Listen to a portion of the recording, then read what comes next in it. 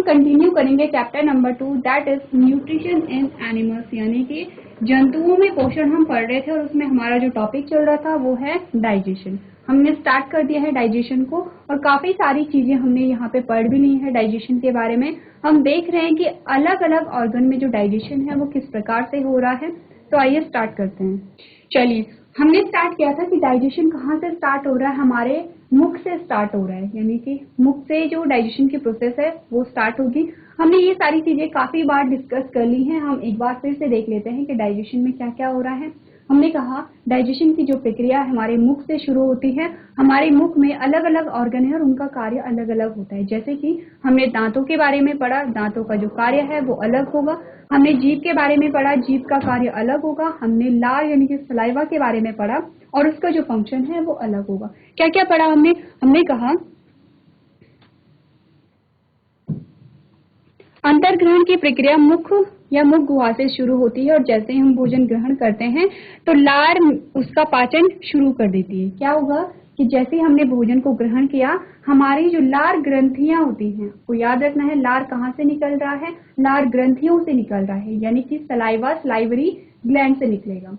तो salivary gland से saliva निकलता है, लार निकलता है, भोजन को के साथ मिक्स होता है। तो हम क्या देख लेते हैं, सबसे पहले हम देख लेते हैं कि यहाँ पे दांतों का क्या कार्य होता है। दांतों का कार्य है चीरना, फाड़ना और चबाना। और इसी के आधार पर हमने क्या देखा था, अलग अलग प्रकार के दांतों के बारे में कहा था। हमने कहा था 4 प्रकार के दांत होते हैं, आपको नाम याद आपने हमने कहा इंसीजर, कैनाइन, प्रीमोलर और मोलर। 4 प्रकार के हमारे पास दांत होते हैं। क्या क्या फंक्शन होता है, चीरना, फाड़ना और चबाना इनका कार्य होता है। अब आप ये जो दांत है, सबसे पहले आप डायग्राम में ये देख सकते हैं कि किस पोर्शन को हम क्या कहते हैं। आपको समझ आ गया कि यहाँ पे इंसीजर कहाँ है, कैनाइन कहाँ है, प्रीमोलर और मोलर कहाँ है।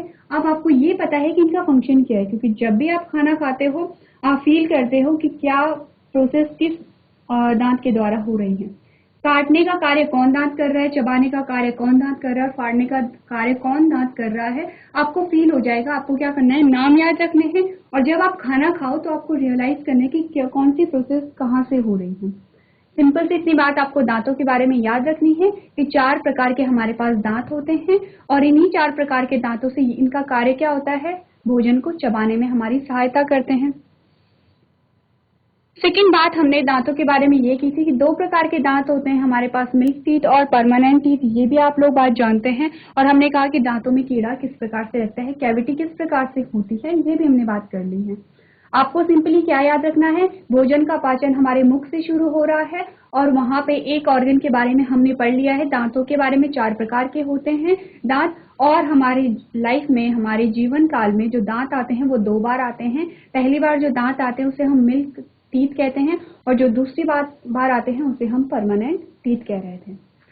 नेक्स्ट हमने बात की थी टंग के बारे में कि जीभ दूसरा ऑर्गन हमारे पास आता है। जीभ और ये ऑर्गन कहाँ है, ये हमारे मुख में। हम सभी जानते हैं, हम जानते हैं टीथ क्या होते हैं, जीभ क्या होती है। अब जीभ के क्या क्या कार्य आपको बताए गए हैं। जीभ का सबसे पहला कार्य होता है कि लार को भोजन के साथ मिक्स करना, पहला कार्य। दूसरा है कि बोलने में, हम जो भी बोल रहे हैं वहां पे हमारी जीभ का यूज हो रहा है, हमारी टंग वहां पे यूज हो रही है। ये बात आपको पता होनी चाहिए। थर्ड, हमने कहा कि स्वाद को पहचानने में, किसी भी प्रकार का स्वाद है, कोई भी भोजन है, उसका स्वाद हम कैसे पहचानते हैं, हमारी जीभ के द्वारा पहचानते हैं। चाहे वो लिक्विड हो यानी कोई तरल पदार्थ हो, चाहे आप जूस पिए या दूध पीते हैं, चाहे आप सॉलिड कोई फूड लेते हैं, तो सबका ही स्वाद किसके द्वारा पहचाना जाता है, जीभ के द्वारा पहचाना जाता है। कैसे, यहाँ पे क्या होती हैं, कुछ स्वाद कलिकाएं होती हैं जिन्हें हम क्या कहते हैं, टेस्ट बर्ड कहते हैं। ये आपको पता होना चाहिए कि कैसे जो हमारी टंग है वो स्वाद को पहचानती है, क्योंकि यहाँ पे टेस्ट बर्ड होती हैं। अलग अलग प्रकार की टेस्ट बर्ड, जैसे फिलीफॉर्म, फंजीफॉर्म, सर्कमवैलेट, अलग अलग प्रकार के जो टेस्ट बर्ड होती हैं, जो स्वाद कलिकाएं होती हैं, वो अलग अलग प्रकार के स्वाद को पहचानती हैं। आगे का ये वाला जो पोर्शन है ये फ्री है। ये वाला जो पोर्शन है, जो अग्र भाग है टंग का, वो फ्री है। और जो पीछे वाला भाग है वो जो बक्कल कैविटी है उसके तली से जुड़ा होगा। किस बोन के द्वारा जुड़ा था, हायोइड बोन का नाम मैंने आपको बताया था। यहाँ तक की बात क्लियर है। फिर हमने कहा था कि यहाँ पे बात आती है लार की, यानी कि सलाइवा की। हमने कहा था जो लार ग्रंथि होती है, यानी कि जो स्लाइवरी ग्लैंड होती है, वहां से लार सिक्रीट होगा। लार के 2 मेन फंक्शन मैंने आपको बताए थे कि एक तो पाचन कर रहा है, दूसरा हमारे भोजन में जो हानिकारक जीवाणु है, हानिकारक जो बैक्टीरिया है उनको किल कर रहा है, हमारे भोजन को प्यूरिफाई कर रहा है। तीसरा क्या करता है, भोजन को गीला करता है, चबाने में मदद करता है क्योंकि गीला भोजन चबाने में इजी होता है। और चौथा हमने कहा था कि निगलने में क्या कर रहा है, यहाँ पे हमें सहायता प्रदान कर रहा है। आपको ये जो फंक्शन है, चाहे वो जीभ के हों या लार के हों या दांत के हों, ये सारे फंक्शन आपको पता होनी चाहिए क्योंकि आप सबको पता है जब हम भोजन करते हैं तो हम सारी चीजें हम रियलाइज करते हैं, हमें फील होता है। अगर हमारे मुख में सलाइवा निकल रहा है, लार निकल रहा है, तो हमें फील होता है कि हमारे मुख में सलाइवा का सिक्रीशन हो रहा है। आप बैठे हैं और आप किसी भोजन के बारे में सोचिए, आपके मुंह में एकदम से सलाइवा आ जाएगा। अब जब वो सलाइवा आ गया तो सोचिए उसके क्या क्या फंक्शन हो सकते हैं। आपने कहा कि अगर वहां पे सलाइवा की कमी होती है तो हम चबा नहीं पाते हैं, हम निगल नहीं पाते हैं, सारे सलाइवा के काम है, या ये याद करने वाले पॉइंट्स नहीं होते हैं क्योंकि ये सारी चीजें हमारे साथ हो रही हैं और हम इसे फील भी कर रहे हैं। सेम वही दांतों का है कि दांतों से भी हम फील कर रहे हैं कि हम खाना चबा रहे हैं, पहले हम काट रहे हैं दांतों से, फिर हम चबा रहे हैं, तो इस प्रकार हम फील कर सकते हैं। सलाइवा के बारे में याद करने वाली चीजें सिर्फ इतनी है कि एक एंजाइम होता है सलाइवरी अमाइलेज जो पाचन कर रहा है, और दूसरा एंजाइम होता है लाइसोजाइम जो क्या कर रहा है, भोजन से हानिकारक जीवाणुओं को मार रहा है। ये बात हो गई है किसकी, यहाँ पे बक्कल कैविटी यानी कि जो हमारा मुख है या मुख गुहा है उसकी बात हो गई है। हमने कहा था कि मुख में कार्बोहाइड्रेट का पाचन हो चुका है। अब जो भोजन है, जितना भी पाचन मुख में होना था उतना हो चुका है। अब भोजन में जो पाचन होगा वो और अंगों में होगा। तो क्या होता है, यहाँ पे हमारे पास दूसरा ऑर्गन, हम पढ़ रहे हैं पाचन तंत्र के बारे में, और पहला ऑर्गन हम पढ़ चुके हैं जिसे हमने मुख या मुख गुहा कहा था, या फिर माउथ या फिर बक्कल कैविटी कहा था। पहला ऑर्गन है ये, पहला अंग है। सेकंड जो ऑर्गन हमारे पास आता है वो आता है इसोफिगस। हमने कहा सेकंड जो ऑर्गन है वो इसोफिगस है जिसे हम भोजन नली कहते हैं। अब नाम बता रहा है कि नली जैसी संरचना, यहाँ से लेकर यहाँ तक ये हमारे पास क्या आती है, भोजन नली आती है।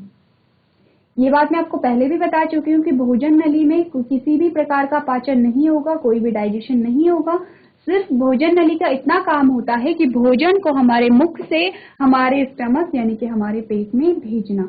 सिर्फ यहाँ पे ट्रांसपोर्ट का कार्य कर रहा है, परिवहन का कार्य कर रहा है, और इसमें एक प्रकार की गति होती रहती है जिसे हम पेरिस्टाल्सिस कहते हैं। यही हमने पढ़ा था। हमने क्या कहा था कि ये ट्यूब जैसी संरचना है जो मुंह को पेट से जोड़ती है, यानी कि हमारे मुंह और हमारे पेट के बीच में जो संरचना होगी उसे हम भोजन नली कहेंगे या इसोफिगस कहेंगे। भोजन को ये आमाशय तक पहुंचाता है। किस प्रकार से पहुंचाता है, उस मूवमेंट को हमने कहा था पेरिस्टाल्सिस। ये इंपॉर्टेंट वर्ड है क्योंकि डायरेक्ट क्वेश्चन आ सकता है कि पेरिस्टाल्सिस क्या होता है, या पेरिस्टाल्सिस की जो मूवमेंट है वो कहाँ पाई जाती है, या फिर जो भोजन नली में जो भोजन का मूवमेंट होता है वो किस प्रकार की गति के द्वारा होता है। इंपॉर्टेंट वर्ड है, आपको ये याद रखना है। यहाँ तक की बात हो गई थी। अब हमारे पास ये तो हमारे पास था सेकेंड ऑर्गन, कौन सा, इसोफेगस या फिर भोजन नली।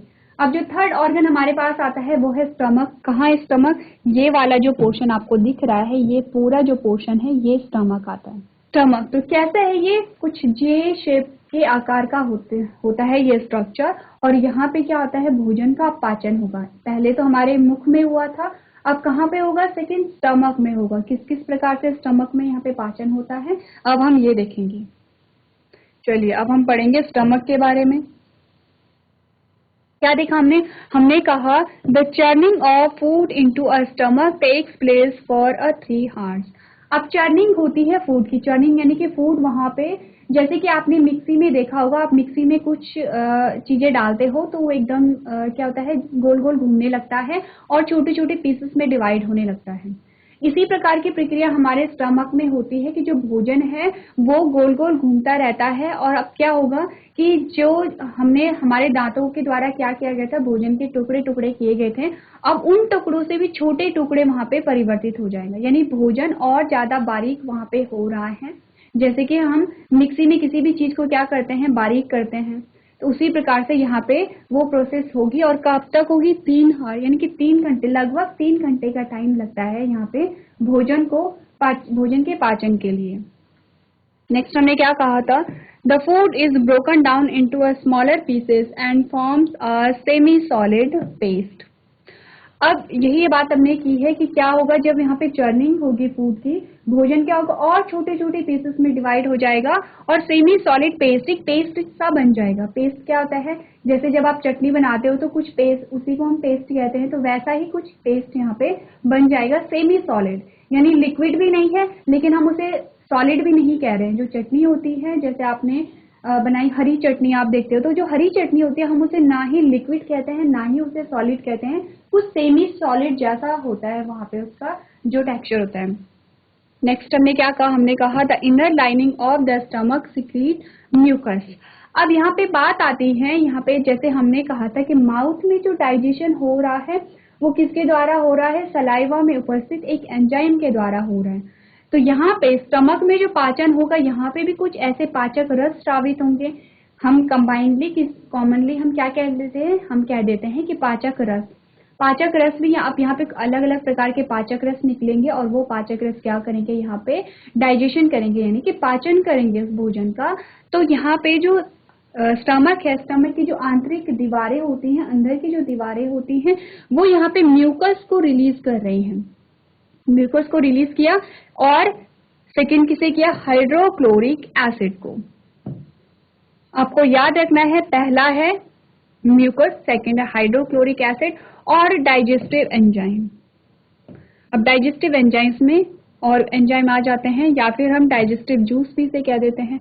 क्या हो रहा है स्टमक में, स्टमक में यहाँ पे 3 प्रकार की चीजें स्रावित हो रही हैं। हमने कहा म्यूकस हो रहा है, हाइड्रोक्लोरिक एसिड हो रहा है जिसे हम HCl कहते हैं, हमने कहा डाइजेस्टिव एंजाइम्स और जूस यहाँ पे सिक्रेट हो रहे हैं। अब ये सारी ही चीजें मिलकर क्या करेंगी, यहाँ पे भोजन का पाचन करेंगी। तो काम क्या है अलग अलग चीजों का, सबसे पहले हम देख लेते हैं हाइड्रोक्लोरिक के बारे में। हाइड्रोक्लोरिक को हम HCl भी लिखते हैं। तो हाइड्रोक्लोरिक एसिड क्या है, ये एक प्रकार का एसिड है, अम्ल है, और स्ट्रॉन्ग एसिड हम जिसे कहते हैं, यानी कि प्रबल अम्ल हम इसे कहते हैं। तो एसिड क्या होते हैं, इतने खतरनाक होते हैं कि वो किसी भी चीज को जला लेते हैं। अगर स्ट्रॉन्ग एसिड को हमने टच किया तो वो हमारे हाथ को पूरा जला सकती है, इतने स्ट्रॉन्ग होता है एसिड। तो यहाँ पे एसिड के बहुत सारे फंक्शन होते हैं। यहाँ पे जो ये हाइड्रोक्लोरिक एसिड है हमारे स्टमक में क्यों रिलीज हो रहा है, इसका क्या फंक्शन है। कोई भी अगर हम कोई भी प्रोसेस, कोई भी प्रक्रिया हमारी बॉडी के अंदर हो रही है, इसका मतलब होता है कि उसका कोई ना कोई रीजन है। हम कोई भी चीज पढ़ रहे हैं तो हम तभी पढ़ते हैं जब उसका कोई रीजन होता है, बिना रीजन के हम कुछ नहीं पढ़ते हैं। तो अब हाइड्रोक्लोरिक एसिड जब एक स्ट्रॉन्ग एसिड है, एक प्रबल अम्ल है, तो क्यों हमारी स्टमक में, हमारे पेट में ये रिलीज हो रहे हैं। इसके जो कार्य हैं अलग अलग कार्य होते हैं। एक तो ये क्या करता है, जो हार्मफुल जो हानिकारक बैक्टीरिया जो मुंह से बच करके हमारे पेट में आ गए हैं, यानी जो हानिकारक जो माइक्रोब होते हैं, सूक्ष्म जीव होते हैं, उनको क्या करेगा, ये उनको किल करता है, उन्हें मार देता है। पहला फंक्शन हो गया। सेकेंड फंक्शन जो डाइजेस्टिव एंजाइम्स यहाँ पे होंगे, डाइजेस्टिव एंजाइम्स के एक्टिवेशन में भी कार्य करता है। अब जब आप हायर क्लासेस में जाओगे और जब आप डाइजेशन के बारे में पढ़ोगे, तब आप नाम भी पढ़ोगे कि हाइड्रोक्लोरिक एसिड कौन से एंजाइम को एक्टिवेट करता है।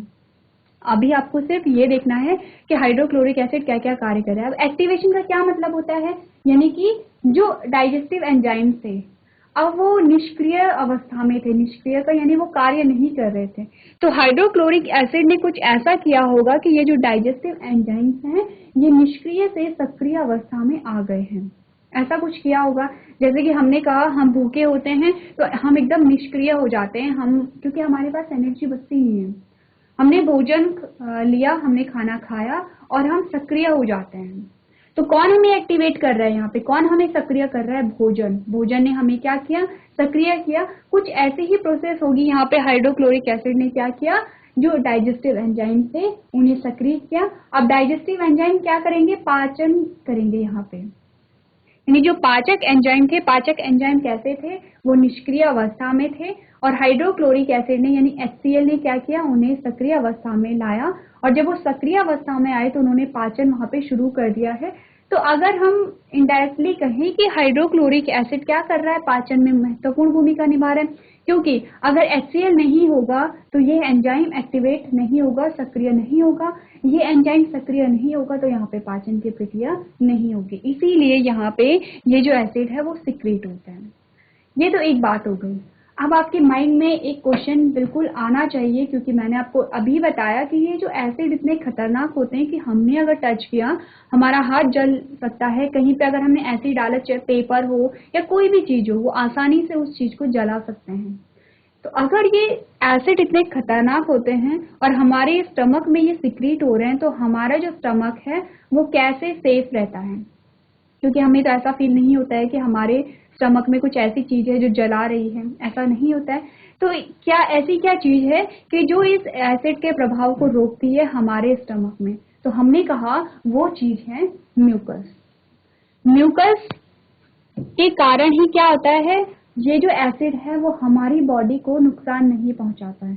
तो क्या होगा, ये एसिड सिक्रीट होने से पहले क्या होगा, म्यूकस निकल जाएगा, यानी कि स्टमक की आंतरिक वॉल से क्या होगा, यानी आंतरिक दीवारों से म्यूकस का स्रावण होगा, म्यूकस निकलेगा। अब ये क्या करेगा, जैसे कि पेंट होता है, जैसे हम दीवारों पे पेंट करते हैं, कुछ ऐसी प्रकार से कुछ गाढ़ा सा द्रव्य निकलेगा ये, और ये क्या करेगा, जो स्टमक की दीवार है उसमें कुछ ऐसे पेंट जैसा पूरा क्या होगा, लग जाएगा। जैसे कि हम पेंट करते हैं, हर एक एरिया को हम क्या कर देते हैं, पेंट कर देते हैं। कुछ इसी प्रकार से जो म्यूकस है वो स्टमक की हर एक दीवार पे क्या होगा, वहां पे लग जाएगा।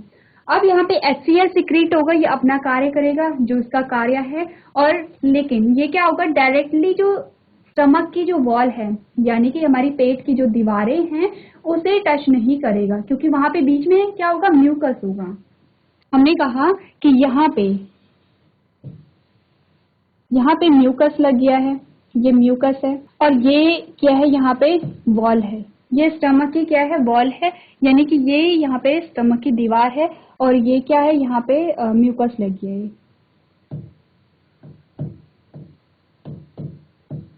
ये रेड कलर में हमने म्यूकस दिखा दिया। अब हम कह रहे हैं कि यहाँ पे ये क्या होगा, HCl है, यानी कि हाइड्रोक्लोरिक एसिड है, ये HCl है। तो क्या हमने कहा ये जो बाहरी दीवार, ये तो क्या है, स्टमक की दीवार है। फिर इसकी दीवार में पूरा, ये मैंने आधा बताया, लेकिन ये पूरा क्या होगा, ये म्यूकस यहाँ पे लग जाएगा, और ये जो ब्लू कलर में हमें दिख रहा है, हमने कहा ये हाइड्रोक्लोरिक एसिड है, ये एसिड सिक्रीट हो रहा है। तो अब हम देखेंगे कि इस एसिड और इस दीवार के बीच में क्या है, यहाँ पे म्यूकस आ जाता है। तो ये क्या होगा, दीवार को टच नहीं कर पाएगा। अगर दीवार को टच नहीं कर पा रहा है तो ये जला नहीं पा रहा है, क्योंकि बीच में म्यूकस है, एक दीवार जैसा, एक बैरियर जैसा। तो क्या कर रहा है म्यूकस, म्यूकस हमारा जो स्टमक है या फिर हमारा जो पेट है, उसे इस एसिड से बचा रहा है। ये कार्य है म्यूकस का। म्यूकस के और भी कार्य होते हैं, लेकिन आपको मेनली ये कार्य याद रखना है। तो म्यूकस का कार्य हो गया, यहाँ पे हाइड्रोक्लोरिक एसिड का कार्य हमने देख लिया है, और डाइजेस्टिव एंजाइम्स का तो हमें पता है कि ये पाचन करेंगे। नेक्स्ट हमने क्या देखा, हमने देखा the function of mucus is to protect the lining of the stomach from the action of hydrochloric acid. ये चीज हमने पढ़ ली है, क्या कार्य होता है। यहाँ पे आपको म्यूकस का कार्य बताया गया है कि म्यूकस क्या करता है, स्टमक की जो दीवार होती है या स्टमक को प्रोटेक्शन यानी कि सुरक्षा प्रदान करता है, किससे, हाइड्रोक्लोरिक एसिड से। The secretion of a hydrochloric acid makes the medium acidic inside the stomach. Hydrochloric acid का जो सिक्रीशन हो रहा है, जो श्रावण हो रहा है, वो क्या करता है, स्टमक में एसिडिक मीडियम बनाता है, अम्लीय माध्यम बनाता है, जो कि पाचन के लिए इंपॉर्टेंट है। एक और हमें यहाँ पे फंक्शन मिल गया है, किसका, हाइड्रोक्लोरिक एसिड का। क्या क्या फंक्शन हमने पढ़े, हमने कहा है कि जो हानिकारक सूक्ष्म जीव हैं उनको मार रहा है। सेकंड, हमने कहा कि जो एंजाइम्स हैं उन्हें क्या कर रहा है, सक्रिय कर रहा है। और तीसरा, हमने यहाँ पे क्या देखा, हमने कहा कि एसिडिक मीडियम यानी कि अम्लीय माध्यम को बना रहा है हमारे पेट में, जो कि पाचन के लिए इंपॉर्टेंट है। 3 फंक्शन हमें मिल गए हैं किसके, हाइड्रोक्लोरिक एसिड के। नेक्स्ट हमने क्या देखा, it kills the harmful bacteria present in the food. ये हमने कहा है कि ये क्या करता है, किसके कार्य आपको बताए जा रहे हैं, हाइड्रोक्लोरिक एसिड के, कि बैक्टीरिया को किल करता है, and also helps in the digestion of the protein in the stomach. अब प्रोटीन का नाम क्यों यहाँ पे लिया गया है, प्रोटीन का नाम इसलिए लिया गया है क्योंकि जिस एंजाइम को ये एक्टिवेट करता है वो प्रोटीन का यहाँ पे डाइजेशन करता है।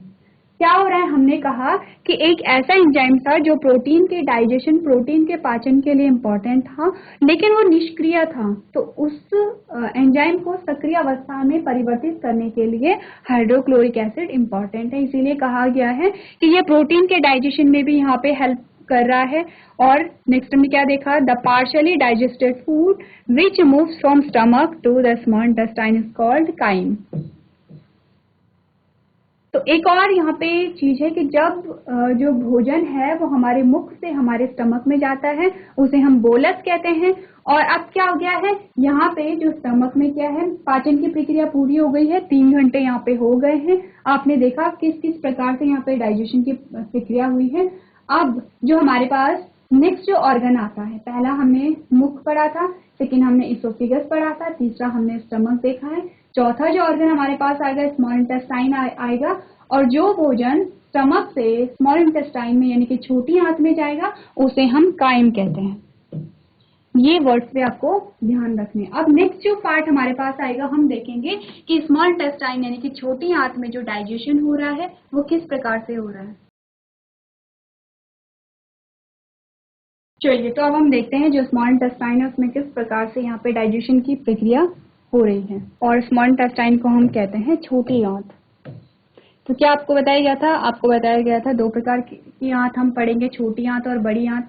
और जब हम पढ़ रहे होंगे डाइजेशन यानी पाचन का सीक्वेंस, तो हम क्या देखेंगे, छोटी आंत पहले आती है और बड़ी आंत बाद में आती है। ये हमारे पास क्या है, इमेज है।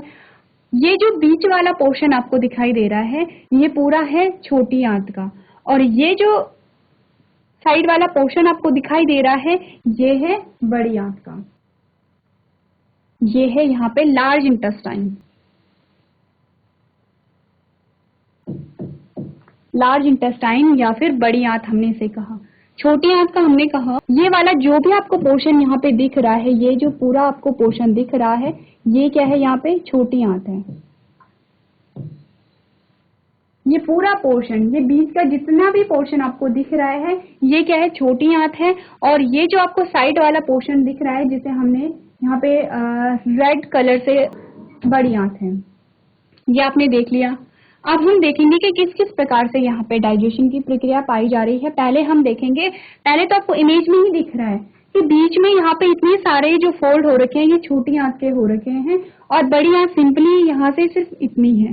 तो क्या होता है, जो छोटी आंत है उसकी जो लंबाई है वो अधिक होती है, और जो बड़ी आंत है उसकी जो लंबाई है वो कम होती है छोटी आंत के कंपैरिजन में। यही हम यहाँ पे पढ़ेंगे। आप देखेंगे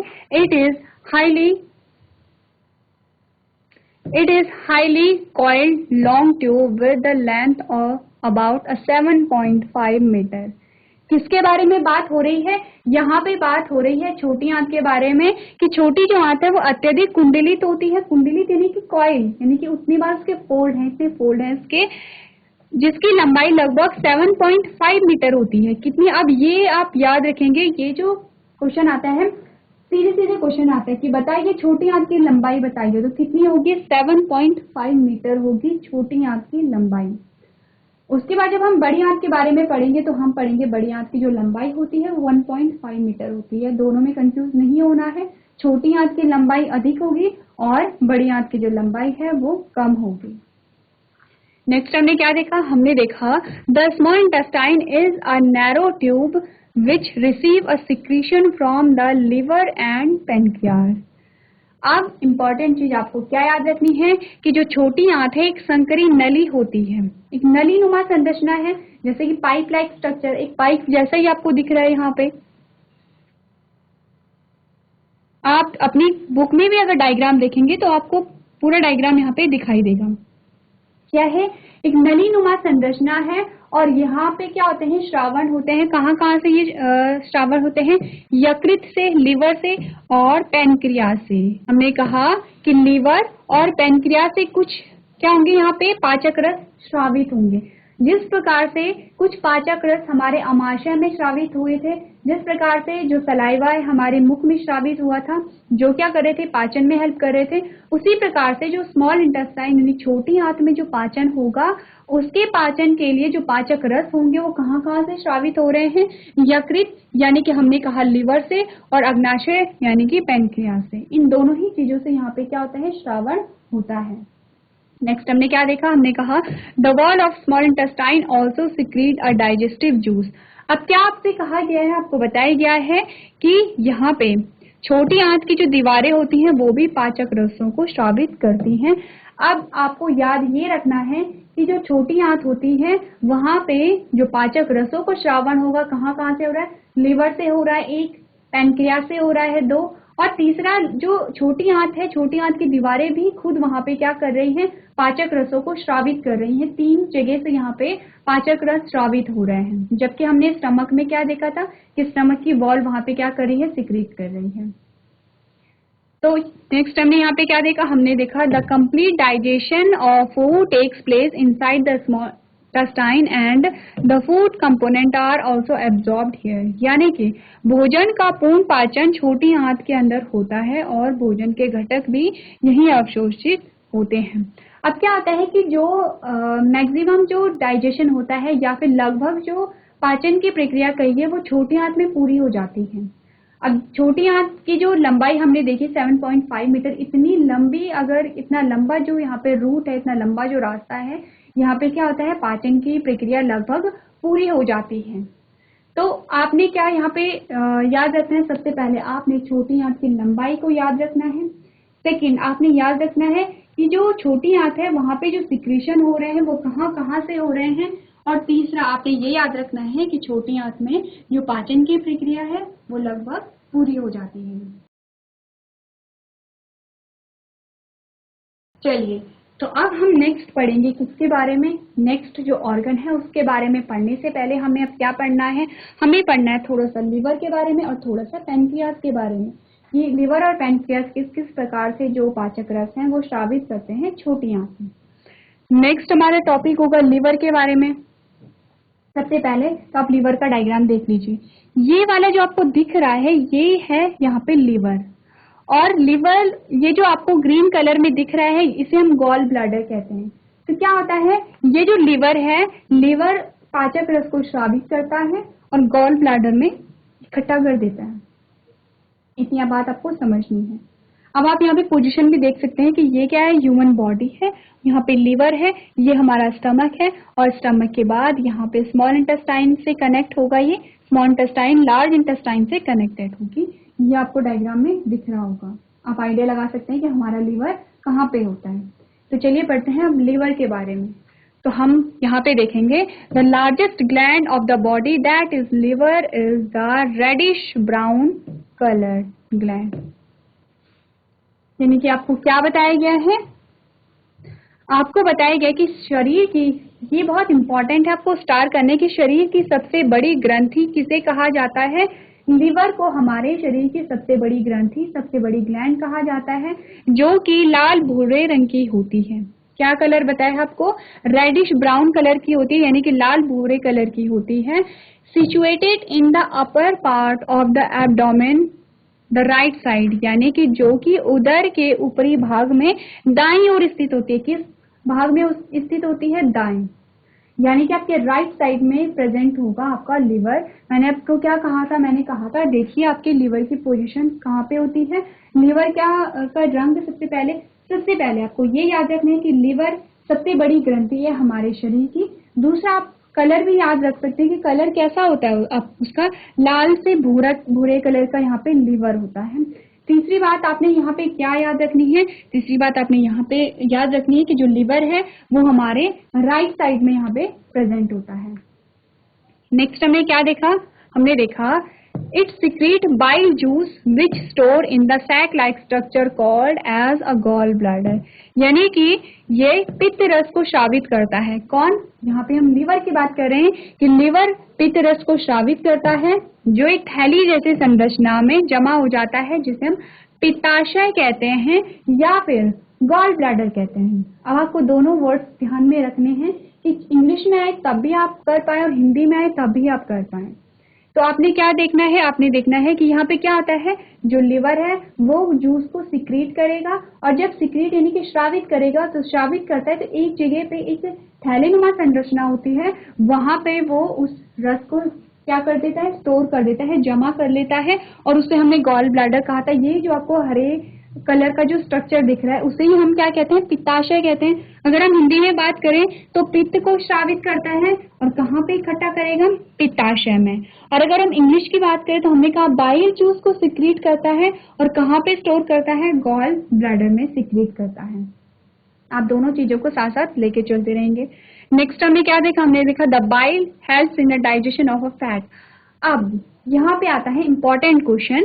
इंपॉर्टेंट क्वेश्चन में आपको कहा गया कि जो पित्त है या जो बाइल है वो वसा का पाचन करता है, जबकि हमने कहा था, अब हमारे पास चीजें आने लग गई हैं। जब हमने बात की थी सलाइवा की, हमने कहा था कार्बोहाइड्रेट का पाचन कर रहा है, हमने कहा था बाइल यानी कि पित्त, तो यहाँ पे नाम आ गया है कि ये वसा का पाचन कर रहा है यानी कि फैट का पाचन कर रहा है। यहाँ तक की बात क्लियर है।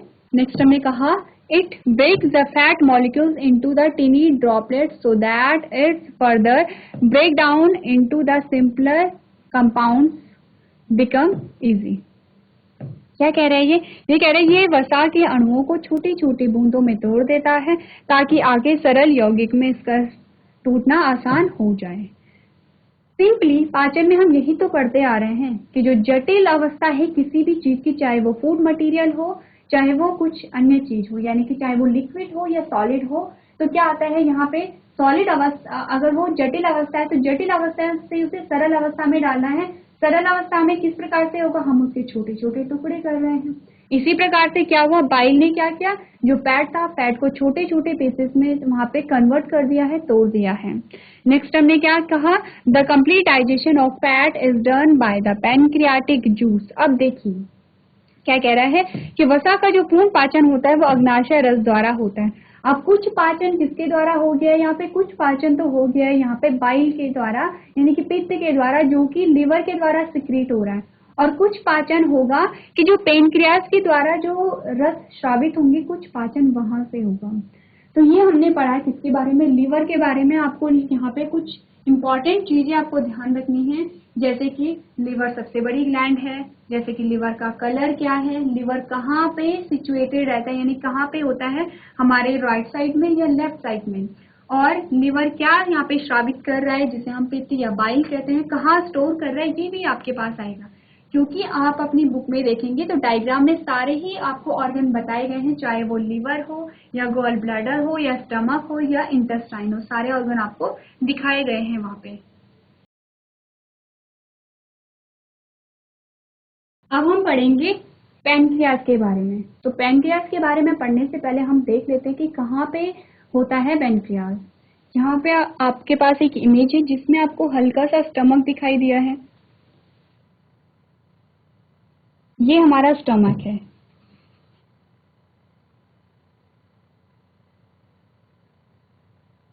स्टमक है, और जो पैनक्रियास होता है, जो आपके पास इमेज भी होगी, तो यहाँ से कुछ हल्का सा लीफ लाइक स्ट्रक्चर कुछ इस प्रकार से निकला हुआ होता है। यहाँ से क्या होगा, एक पत्ती जैसी संरचना निकली होगी जिसे हम यहाँ पे क्या कहते हैं, पैनक्रियास कहते हैं।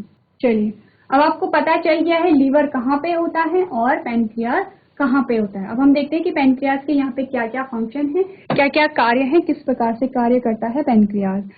तो हमने क्या पढ़ा, हमने कहा pancreas is a large cream coloured gland. क्या आती है, ये किस प्रकार की ग्रंथि है, अग्नाशय एक बड़ी क्रीम कलर की क्या है, ग्रंथि है, which is located just below the stomach. यानी कि कहाँ पे प्रेजेंट होगी, ये जस्ट बिलो, स्टमक के जस्ट नीचे प्रेजेंट होती है। यही हमने पढ़ा था कि जो पेट के ठीक नीचे स्थित होती है। कौन, किसके बारे में हम बात कर रहे हैं, पैनक्रियास के बारे में, कि पैनक्रियास कहाँ होता है, पेट के जस्ट नीचे होगा। एंड सिक्रीट पैनक्रियाटिक जूस, क्या सिक्रीट करता है, ये अग्नाशय रस को स्रावित करता है। अब इजी है, अग्नाशय क्या करेगा, अग्नाशय रस को स्रावित करेगा, पैनक्रियास क्या करेगा, पैनक्रियाटिक जूस को यहाँ पे सिक्रीट करता है। नेक्स्ट हमने क्या बात की, हमने कहा it breaks down fat into a simpler compound like fatty acid and glycerol, carbohydrate into a simple sugar. तो हमने पहले यहाँ पे क्या किया, ये वसा को सरल यौगिकों जैसे फैटी एसिड में तोड़ देता है, ग्लिसरॉल में तोड़ देता है, कार्बोहाइड्रेट को सरल शर्करा में तोड़ देता है। क्या क्या करते हैं पेनक्रियाटिक जूस, अब देखिए सबसे ज्यादा काम पेनक्रियाटिक जूस ही कर रहे हैं। सबसे पहले ये वसा का पाचन कर रहे हैं। जिस वसा का पाचन अभी हमने कहा था कि लिवर के द्वारा यहाँ पे बाइल सिक्रीट हो रहा है, यानी पित्त सिक्रीट हो रहा है, वो पित्त वहां पे क्या कर रहा था, वसा का ही पाचन कर रहा था। और उसी वसा का पाचन कौन कर रहा है, यहाँ पे पेनक्रियाटिक जूस कर रहे हैं। वसा का पाचन कर लिया है। सेकेंड, अब ये कार्बोहाइड्रेट का भी पाचन कर रहे हैं। उसी कार्बोहाइड्रेट का पाचन जिसका कि सलाइवा ने किया था। जब हमने पढ़ा था कि सलाइवा क्या कर रही है, यहाँ पे जब हमारे मुख में भोजन होता है तो सलाइवा वहां पे कार्बोहाइड्रेट का पाचन कर रही है।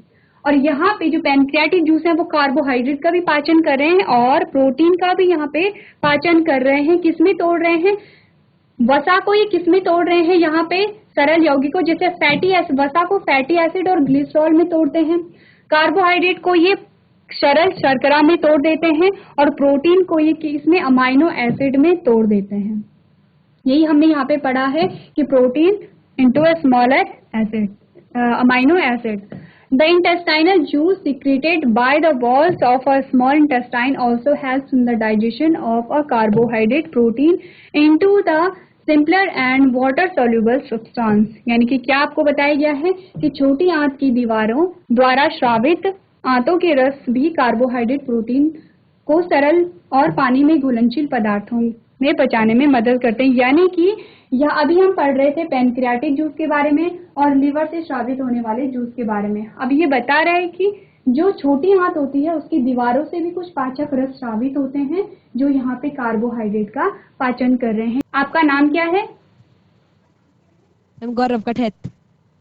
ठीक है गौरव। गौरव, कॉपी में नहीं देखना है, जितना आपको आता है उतना बताइए, क्योंकि मैं आपको बताऊंगी जितना नहीं आता होगा। लीवर हमारे शरीर की सबसे बड़ी लंबी ग्रंथि रहती है, सबसे बड़ी ग्रंथि है, ठीक है। का रंग लाल भूरा रहता है। ठीक है, तो आज के सेशन में हम इतना ही करेंगे। अभी तक क्लास में बने रहने के लिए आपका धन्यवाद।